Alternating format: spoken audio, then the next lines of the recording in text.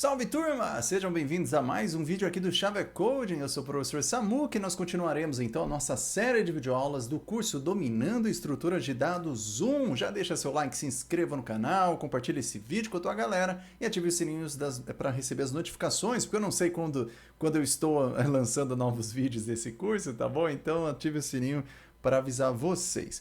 Bom, vamos continuar então ainda nesses primeiros tópicos que vão formar então a nossa base, que eu venho prometendo, né? Esses tópicos que vão formar a nossa base para o desenvolvimento das estruturas de dados que nós veremos mais para frente. Nós já falamos então de vetores e alocação dinâmica, estática e dinâmica nos últimos vídeos e hoje, nesse dia de gravação, nós falaremos então sobre matrizes estáticas e dinâmicas. Como a gente já teve um conteúdo bem pesado nos vídeos anteriores, esse conteúdo aqui, esse tópico tende a ser um pouquinho mais rápido, tá bom? Então vamos ver agora um pouquinho sobre matrizes com alocação estática e dinâmica na linguagem C. Deixa eu vir aqui, beleza, vamos começar. Bom, vamos começar então com alocação estática, né? Lembrando que alocação estática, né, quando nós alocamos uma variável, né, ou um array, né, um vetor, ou uma matriz no caso agora, estaticamente significa que nós estamos alocando na stack, naquela partezinha de memória chamada stack, cujo tamanho, né, é muito menor do que na outra região de memória chamada heap, tá bom? Então esse aqui é o desenho. Então quando a gente vem aqui, pessoal, e a gente faz a declaração dessa maneira, ó, entre então pares de colchetes, né, a gente tem um par de colchetes, inicialmente aqui a gente passa o número de linhas da nossa matriz, e aqui de azul seria o número de colunas.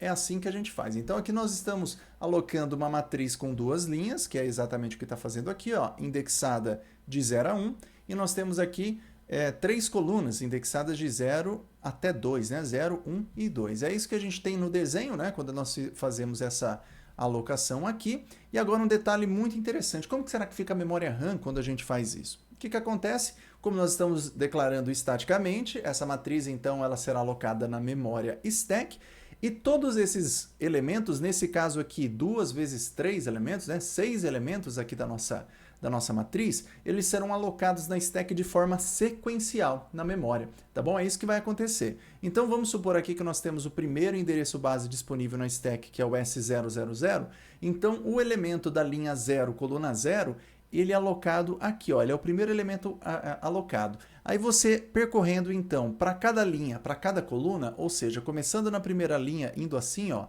percorrendo os elementos dessa maneira, ele vai alocando na memória RAM para nós, isso em linguagem C. Mas para o final desses slides a gente vai mostrar um pouquinho de diferença, mas aqui na linguagem C, como que é feita a alocação, primeiro é alocado esse primeiro elemento e depois percorrendo na primeira linha é alocado esse, depois pula uma linha, é alocado esse e esse de forma sequencial. Então é isso que acontece. Então vamos ver aqui como fica a memória. Ó. Então o elemento 0 e 0, que é esse aqui, ó, é alocado aqui nesse primeiro espaço. O 0 e 1, né, na primeira linha, elemento 1 é alocado aqui. O 0, 2 é aqui e assim vai. Né? Então aqui seria a linha 0, aqui seria a linha 0 e aqui seriam os elementos da linha 1. Então note que seriam os elementos da linha 1. Então note que aqui como nós estamos fazendo dessa maneira, nós estamos usando inteiros, na verdade, cada inteiro precisa de 4 bytes na memória para ser alocado, então nós temos aqui, começando do S000, vai pulando 4 bytes sequencialmente, até que a gente consiga alocar os número de linha vezes número de linhas vezes o número de colunas, quals elementos, tá? É isso aqui, a gente tem essa quantidade de elementos aqui. Então, outra forma, uma coisa importante, assim como acontece no vetor que nós vimos no vídeo passado, quando a gente declara uma matriz também estaticamente, esse m, que é o nome da variável, ele também é considerado como se fosse um pseudo-ponteiro. Por quê? Se a gente mandar imprimir o endereço da variável m, ele será igual ao que o m sozinho, sem colchetes nenhum, ele armazena, que é justamente igual ao endereço do primeiro elemento de m, que é o 0, 0. Então a gente viu isso aqui bastante em vetores, né? E a mesma coisa acontece aqui com matriz. Então quando a gente declara matriz, também a gente tem essa convenção onde que a variável na stack, né? Isso, alocação estática, a gente tem esse pseudo vetor aí para nós. Vetor não, desculpa, esse pseudo ponteiro para nós. Não é um ponteiro, novamente, não é um ponteiro original, porque um ponteiro original ele aponta, né, ele guarda referência para algum endereço de memória, mas ele tem um endereço próprio, ele não compartilha seu endereço de memória com esse endereço. Aqui não é o caso. O endereço da variável é exatamente o endereço que ela aponta, tá bom?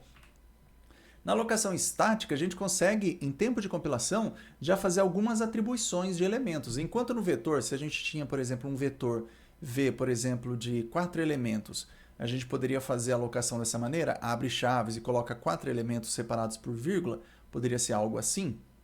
Aqui agora, com matrizes, a gente pode fazer da mesma forma, então a gente abre e fecha um primeiro chaves aqui, né? Um primeiro par de chaves, e depois, para cada linha da matriz, a gente abre uma chave, e abre e fecha chaves e coloca os elementos também separados por vírgula. Então aqui seriam os elementos da linha 0, e aqui seriam os elementos da linha 1. Quando é feito dessa maneira, é feito justamente essa atribuição, né? Então aqui ó, vai ser o elemento 00, o elemento 01, o elemento 02, aqui já vai ser o elemento 03, opa, 03 não, desculpa, o elemento 10 na linha 1, 12 e 13, que é exatamente o que está mostrado aqui dessa forma, tá bom? Então, essa é uma outra forma da gente fazer a alocação estática, já atribuindo valores em tempo de compilação. Então, aqui faltou eu atualizar a memória, eu vou atualizar isso aqui, então, nos slides finais, mas então o que nós teremos aqui, na verdade, ó, aqui tá, tem um errinho, mas o que nós teríamos aqui, na verdade, seria o valor 0, 1, 2, 3, 4 e 5, tá? Então ignorem os hashtags aqui, que seria o nosso lixo de memória. Então foi um erro de copy-paste, eu atualizo os slides para vocês depois. Então a gente tem isso. Então vamos codificar. Codifica um programa que aloque uma matriz estática e imprime o endereço de cada elemento da matriz. Então eu vou aqui abrir o meu terminal. Deixa eu criar uma pasta aqui na pasta do projeto, né, do repositório dos nossos códigos. Eu vou criar então aqui uma pasta chamada matrizes. Deixa eu só tirar aqui a minha mesinha. Matrizes. E eu vou entrar aqui em matrizes e vamos codificar aqui sei lá, matriz estática. .c. Então fez isso, eu vou colocar aqui do lado. Deixa eu aumentar um pouquinho aqui a fonte, que talvez fique melhor para vocês. Eu vou pegar aqui o exemplo que está aqui. Ó. Eu vou fazer esse exemplo com atribuição logo de cara. Então, ó, aquele velho esqueleto, né? Int main, nesse momento não estamos passando nenhum atributo para o programa. Return 0, esqueleto base. Já vou importar aqui, então, já vou dar um include, né? No stdio, que é a nossa biblioteca de entrada e saída para impressão.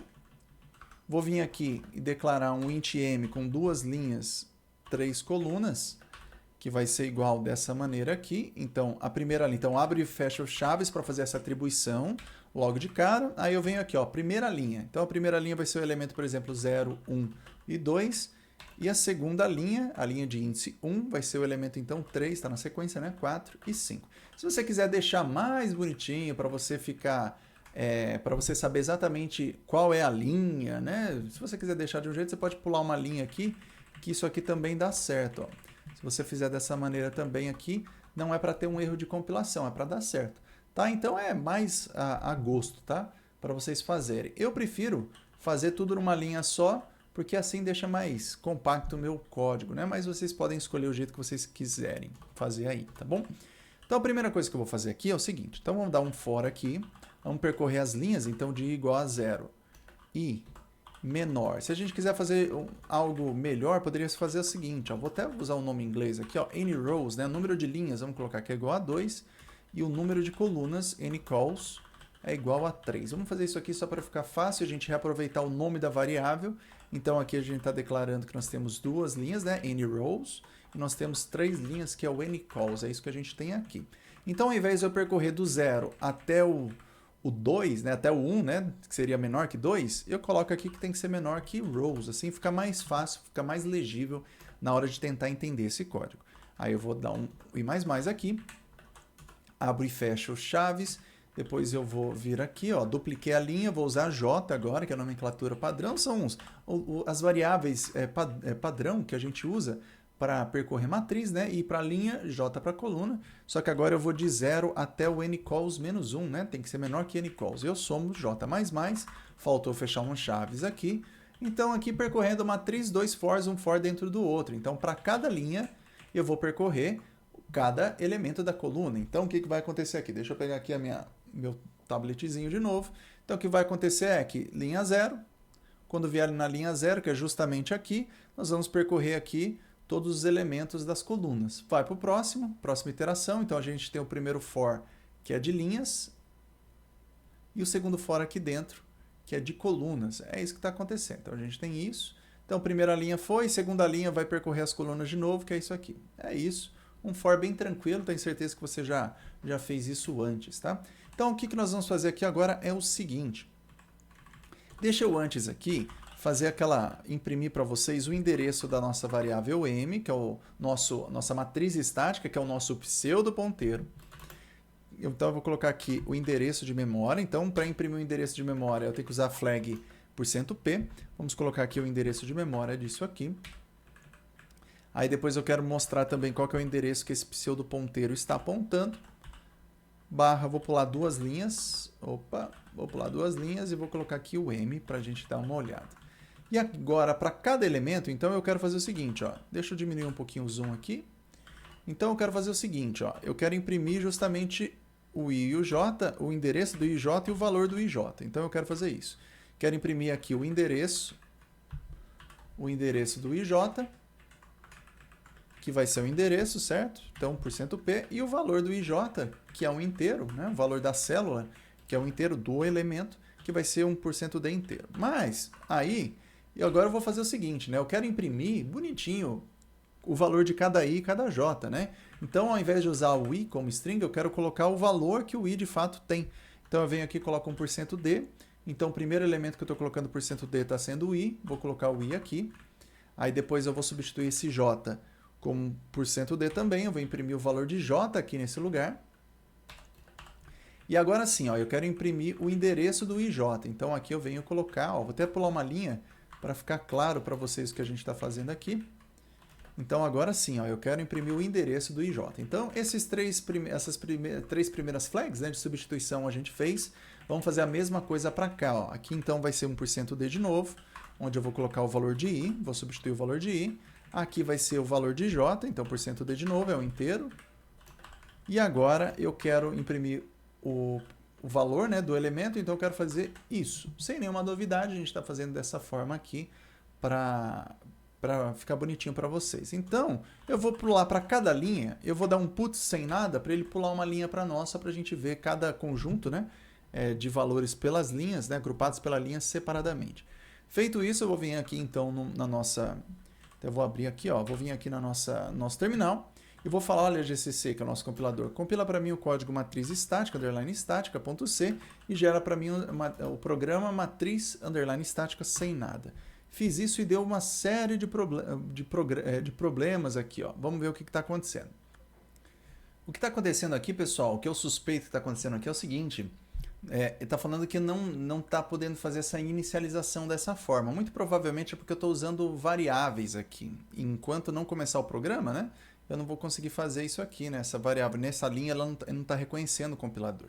Então, deixa eu fazer esse teste aqui. Ao invés de colocar nRows, eu vou colocar 2 aqui. E vou colocar 3, que é o ncalls. Vamos compilar para ver se vai dar certo. Compilou, então muito provavelmente era esse erro sim. Uma forma para você fazer... Se você quiser continuar usando nRows e ncalls, é fazer a declaração antes, com isso, e depois você faz a atribuição de elemento a elemento. Então, eu vou deixar dessa maneira, só para facilitar, porque o que eu quero mostrar para vocês são os endereços de memória, tá? Então, eu fiz isso aqui para deixar mais semântico, mas eu vou fazer dessa maneira aqui só para funcionar a execução do código. Compilei, então, para eu executar ponto barra, o nome do programa, matriz estática. Vamos lá. Deixa eu aumentar um pouquinho aqui para ficar mais fácil. Então, vamos pegar a nossa variável m, que é a nossa matriz estática. Ela é o nosso pseudo ponteiro. Então, olha só, o endereço do m é exatamente onde que o m está apontando, que é exatamente o endereço do primeiro elemento da nossa matriz, que está acontecendo aqui, ó, de final 80. É isso que está acontecendo. Muito bem, o valor é 0. Ó. Aí do endereço pula 4 bytes, porque a gente temos uma matriz de inteiros. Né? O próximo elemento, 0 e 1, então está 4 bytes depois, ó, 80, 84. Está vindo para cá. 88 e assim por diante. Agora você pode ter a seguinte dúvida. Bom, Depois do 88, você está dizendo que os elementos da próxima linha, né, que seria da linha 1, né, da segunda linha que está armazenado no índice 1, é sequencial. Se você fizer a conversão desse endereço em hexadecimal para decimal e fazer a mesma coisa aqui, você vai ver que de fato são a diferença de 4 bytes na memória. Então a gente pode fazer isso aqui rapidamente. Vou pegar então aqui, esse endereço em hexadecimal, vou pegar o finalzinho que é o 88, só para mostrar para vocês. Eu vou abrir aqui de novo, vou abrir aqui, hexa to decimal, rapidinho aqui um site para a gente ver. Então vou colocar aqui, 88 em hexadecimal dá 136, então a gente espera que o final 86 seja 140. Então, porque 136 mais 4 bytes, 140. Então vamos ver aqui, 8C, 140. Então está batendo aqui, né? Estou provando o que eu estou falando está correto. Então aqui nós temos tudo sequencialmente, né? Então vem para o 8C, o próximo depois de 4 bytes é o final 90, 94 e assim por diante. Então aqui a gente mostrou para vocês com a mão na massa mesmo como que o que acontece com a matriz declarada estaticamente. Então eu vou pausar o vídeo para não ficar longo. E no próximo vídeo a gente vem agora com a parte de alocação dinâmica. Tá bom, pessoal? Então fique com a gente, deixe seu like, se inscreva no canal e até o próximo vídeo.